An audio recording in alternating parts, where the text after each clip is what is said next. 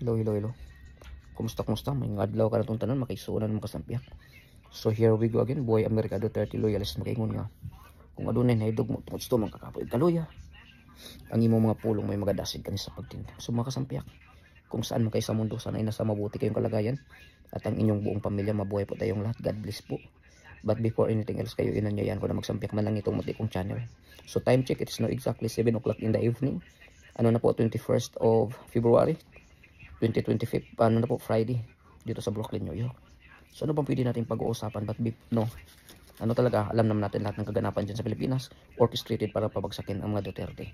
Wala nang ginagawa itong administrasyon ngayon. Bumibili ng kapangyarihan para maritin nila yung nila, yung power. So ngayon, lahat na lang ng mga kalukuhan ginagawa nila. Tingnan nyo, gusto nila ipa-impeach si Inday Sara sa 125 million confi funds. Samantalang itong minamagic nila, ginagamitan nila ng magic sarap itong 2025 itong General's Appropriations Act na minimikos-mikos nila, na blanco-blanco lang. Tapos ngayon, pilit na silang papasagutin, mga 2 days na lang yata. Gusto na silang pasasagutin sa Supreme Court. So ang ginawa naman nila, pinapasilitate nila, pinapastract itong impeachment ni Inday Sara para para matabunan ang mga main issues ng lipunan, di ba? Nangungunan na yung sa impeachment na ginamit nila para matabunan itong main issue, katulad ng na 31 days pa lang, pero muntik nang maubos itong yung sagaan na yung 6 trillion, 4.1 trillion na yata for only 31 days. Nakuha na nila yung budget. So sobra na, mga yun, ilang porsyento yun, 65% yata. So grabe talaga, pinapastruck na talaga nila yung pera kung saan na yun napunta. Grabe talaga itong administrasyon ni Bobong Marcos, na katandim niya dyan sa nakawan yung naman niya, pinsan niyang tambaluslos. So ngayon, siya yung the most hated president. Kawawa kasi the most hardworking president siya, di ba? Kasi sabi niya, yung pag-approve ng mikos-mikos nag-aadya ni mga 4,000 plus pages yung binasa niya. So grabe. So kaya pala hindi siya natutulog. Kasi sabi niya na sa may post diyan, sabi ni Bobong Marcos na yung mga kalihim niya or mga sekretary niya hindi daw natutulog. Kung kaya't alam daw niya yan, kasi ate siya hindi daw siya natutulog. Naku, grabe talaga. Ikaw na talaga, Bobong Marcos. So kaya pala, alam naman namin yan, kasi sinabi na yan ni Marbil dati pa. Lang daw yan, nagpapataas ng oras, kumbaga nagpapahaba ng oras. Kaya pala, Bobong Marcos, nagpapahaba ka lang pala ng oras. May kakilala ko sa Pilipinas na ganyan din, nagpapahaba ng oras. Hanggang ngayon, nasa lansangan, na lang, palaboy-laboy, nagpapahaba din ng oras. Ganyan pala yung tripping mo. Kasi kasi inutusan ka ni Tambaluslos na bumili ng suka. Pero yung binili mo, ipulburon doon sa likod ng Goldilocks. Alam naman natin, pag pulburon talaga, pag legit, doon sa Goldilocks. Pero doon ka sa likod ng Goldilocks ka bumili. So kaya't ibang klaseng pulburon pala yun eh. So alam na namin yung mga sekreto nyo, Bobong Marcos. Tapos ngayon, sinabi pa sa Octacore survey, nitong Octacore research, na 36% daw ng mga Pinoy nakasuporta kay Bobong Marcos. Samantalang 18% lang sa mga Duterte. Yung naman, conducted survey noong 25th of January to 31st. So daw, mas marami daw na adult Filipinos yung nag-express or nagpakita ng kanilang suporta para sa administrasyon na Marcos over the Duterte under political alliance. So tugon ng masa or TNM or ito survey ng Octacore Research, at sabi ng Octa Research na sa lahat ng mga mass media daw, itong GMA network daw ang Pinoy's most trusted news source. Kakaiba. Naniniwala ba kayo, makasampiak? Ang alam ko lang, sa pagkakaalam ko, is Eminay lang, at saka yung sa Iglesia ni Cristo, yung nagbibigay ng mga legit na balita. Itong GMA News ko, iwan ko ba kung naniniwala pa kayo dyan. Parang ibig-sabihin lang ito at Rappler. At yung mga iba dyan na yung mga balita nila puros kay Inday Sara. Hindi man lang binabalita yung kahit yung pilit ng pasasagutin, mga 2 more days na lang pasasagutin sa Supreme Court. Sila Tambaluslo, sila Escudero, sila Marcos, si Birsamin about nung buy scam nila. O kung kaya't ngayon o minadali na nila yung pagkuha ng pira dyan. Sa GAA, 4.1 trillion for 31 days only out of 6 trillion na budget ng 2025. Bakit minadali nyo? Kasi baka kayo, i-stop na kayo ni Kibuloy dyan. Stop. O kung kaya't ngayon, pilit nyo ng kukunin lahat ng Samantalang si Inday Sara, lang, 125 million for 11 days. Tapos, na, wala na talaga tayo nito. Puro na talaga kabulustugan itong mga nangyari ng bansa Pilipinas. So mga kasampiak, hindi natin talaga tutukan natin kung totoong mga nangyayari dyan.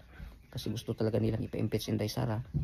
Ngayon, ang legal team ni Inday Sara, yung mga pamilya niya, mga niya, pati si Tatay Digong, tatay niya, tapos sister-in-law, at saka yung binan yata, yun yung mga legal counsel ni Inday Sara dyan sa impeachment.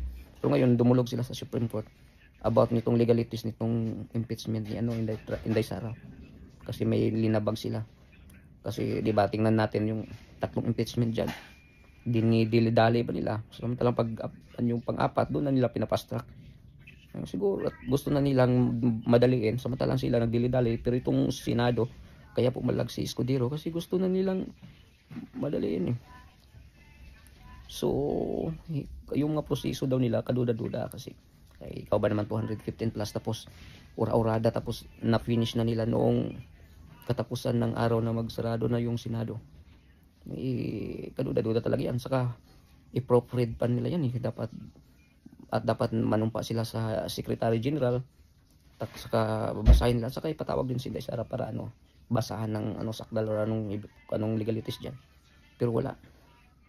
Wala na. Wala nila. Kung baga minikos-mikos lang talaga nila para siguro yung nila para din style din nila yon para din sige pag-imbestiga na kayo sa Senado para hindi kayo makapag kayo mga re-electionist tulad nila ni Bato, nila Bongo, para hindi na kayo makapaglibod doon sa mga campaign rallies. Doon lang kayo sa impeachment. Magaling din kayo, mga kupal din kayo ha. Pero wala kasi sabi ni Jesus Escudero, dapat i-check pa yan, pati yung mga pirma nyo dapat yan with sign yan at hindi e-sign, yung e-signature dapat with signature, titingnan pa yan, gagamitan pa yan ng mga makinarya dyan. So titingnan natin, dami talagang kabulustugan itong saka may last resort pa sila dyan option pag itong 2025 senatorial election. Kasi itong Miro parang may problema din tayo eh. Kasi tingnan nyo yung may nakita tayo na pwede palang i-cancel or i-return itong ballot. Pwede pa sila maglagay ng mga dyan pag hindi pa nakumpleto yung mga sa senatorial yung mga circle dyan. Parang pwedeng palitan yung mga pangalan.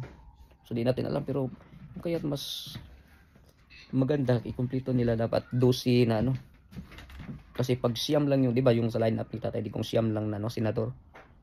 So pag i-blanko natin yan, yung 3, delikado tayo baka ilagay diyan mga baka lagyan nila ng 3 i-return Kasi pag ilagay mo doon sa machine, pwedeng i-return So dapat titingnan din natin itong Miro, itong kasi hindi na smart magic Miro na sa Bisaya pa maro. Pwede mamaro ning pwede mamikos-mikos tong so titingnan natin talaga. Wala talaga itong kasi marami ding nagreklamo sa ibang bansa ng ng Miro din. So delikado tayo nito. Yung natin diyan sa Comelec si Garcia din kaduda-duda din yan, hindi din yan kapanipaniwala din yan. Maraming mga anomalya din So marami tayong pwedeng diyan kasi baka yun yung last resort nila pag matalo talaga sila dito sa butuhan. Diyan naman nila magic baka gagamitan ng magic sarap yung butuhan. lalong-lalo na doon sa mga malalayong lugar, walang nagbabantay. So delikado talaga yan eh. Wala talaga tong bansa, kaya itong bansang Pilipinas, kawawa talaga na pinamunuan tayo ng mga demonyo, pero huwag tayong mapawalan ng pag-asa. Tayo yung mga eyes and ear, tayong ano. Kung kaya itong mga vloggers din, ginalaw na nila, pinaisa-isa na. Yung John Abinis ng Cebu, wala na, parang ginalaw na ni Diwata Torre. Talaga to si Torre, no? Sobrang papangit, ang papangit na ugali. Yung parang nandyan sa pelikula, yung walang, yung kontrabida, na wala talagang gagawing tama. O ngayon, ano na, ano yun, disease na yung ano, may ano na, order na yata. Yung ano ba yan, si IDG ba yan, si Torre? Kinuha daw yung mga computers niya, cellphone. Wala. Panggigipit na talaga sa mga vloggers. Kung kaya, wala. Tayo mismo, tayo yung mag-advocate para sa sarili natin, para sa mga Duterte din, sa mga ano, mga kumakalampag ng gobyernong ito. Mag-advocate tayo. Kasi wala yung pag hindi tayo yung magsasalita, lahat tayo mapunta yung bansa natin sa ano, more 18 years more na ano, panunungkulan ng mga Marcoses or even for eternity. Tatay ng Pilipinas, babalik tayo sa panahon ng ano, tatay nila. Wala talaga itong mga Marcoses, pagbibigyan mo ng power talaga, gusto na talaga magiging Panginoon eh. Yan yung delikado kasi yung gahaman sa pira, mayaman na sila, yumayaman na sila sa mga katarantaduan, tapos gusto nila na angkinin ang buong mundo. So kayo na si ano, si Dato Adlaw, no? Kayo na yung ano, gusto niyo yung si Dato Adlaw eh, kasi may pagmamayari ng buong Pilipinas eh. So anyway, makasabay, maraming salamat at God bless po sa ating lahat.